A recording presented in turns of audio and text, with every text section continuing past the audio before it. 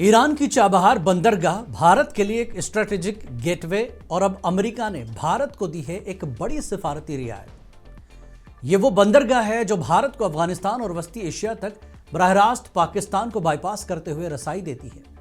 2018 में अमेरिका ने ईरान पर सख्त पाबंदियां लगाई, लेकिन भारत के इस अहम मंसूबे को देखते हुए वाशिंगटन ने 6 माह की खुसूसी छूट दे दी।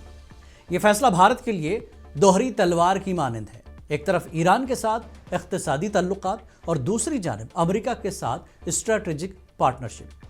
आलमी तज्जिया निगारों के मुताबिक अगर भारत अमेरिकी दबाव में आकर पीछे हटता है तो चीन इस खला को पुर कर सकता है, क्योंकि बीजिंग पहले ही ईरान में सरमायाकारी बढ़ा रहा है।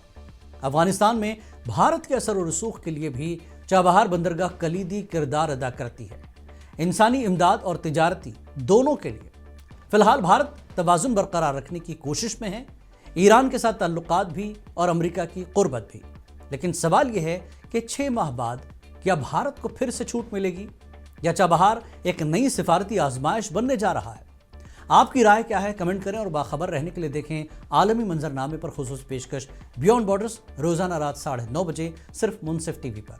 अपना ख्याल रखें। मुनसिफ टीवी को लाइक, शेयर और सब्सक्राइब करना न भूलें। On your question regarding exemption for Chabahar, yes, I can confirm that we have been granted exemption for a 6 months period on the sanctions that were applicable, American sanctions that were applicable on Chabahar.